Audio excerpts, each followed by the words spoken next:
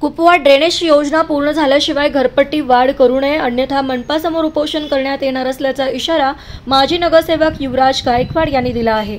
महापालिकेच्या उत्पन्न वाढीसाठी करण्यात आलेली घरपट्टी वाढ ही अन्यायकारक असल्याने नागरिकांमध्ये तीव्र रोष आहे। महापालिका स्थापन होऊन जवळपास 25 वर्षे पूर्ण झाली, पण नागरिकांना मूलभूत सुविधा निर्माण करून देण्यात प्रशासन पूर्णपणे अपयशी ठरले आहे।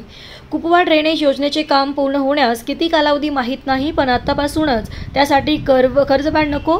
योजना कार्यान्वित झाल्यानंतर त्यासाठी करवाढ देण्यास नागरिकांची हरकत नाही, मात्र आता करवाढ नको याबाबत आमदारांनी विधानसभेत प्रश्न मांडावा, अन्यथा महापालिकेसमोर उपोषण करण्यात येईल असे गायकवाड यांनी सांगितले। यावेळी अजित दुधाळ, आकाराम कोळेकर, अनिकेत अभंगे उपस्थित होते।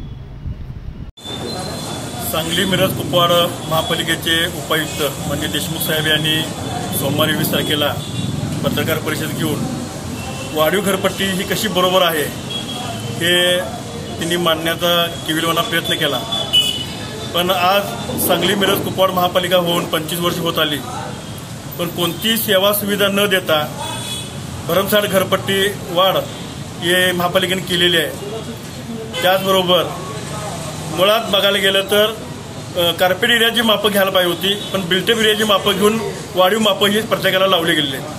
त्याचप्रमाणे नागरिकांनी ऊन वारा पाऊस यापासून बचत होण्यासाठी, त्यापासून हे होण्यासाठी जी शेड मारलेले आहेत त्यालाही घरपट्टी आकारण्यात आलेली आहे, किंवा खुले भूखंड जे आहेत खुल्या भूखंडाने घरपट्टी आकारले गेलेले आहे। खुल्या भूखंडाबद्दल आमचं काही दुमत नाही, त्याला आम्ही शेत सारावून पैसे भरू, पण त्याला सुद्धा 9 प्रकारचे टॅक्स लावलेले आहेत। ही अत्यंत चुकीची बाब आहे। आणि सगळ्यात महत्त्वाची गोष्ट म्हणजे जलनिसारचं कुपवाडचं काम हे आत्ता चालू झालेलं आहे। याला पूर्ण व्हायला 3 वर्ष लागतील का 4 वर्ष लागतील सांगता येत नाही, कारण 2010-11 मध्ये चालू केलेलं सांगली ड्रेनेज योजनेचं काम आज 10 वर्ष झाली तर अजून पूर्ण झालेलं नाही। ज्या वेळेला ती योजना पूर्ण होईल त्यावेळेला ती घरपट्टी आकारण्यात यावी असं आमचं ठाम मत आहे। याबाबत आम्ही आदरणीय पालकमंत्री, आदरणीय सुधीरदादा गाडगीळ, आदरणीय आमदार सुरेश खडे यांना पत्र दिलेलं आहे, आयुक्तांनाही पत्र दिलेलं आहे। या गोष्टीवरती तुम्ही निर्णय घ्यावा।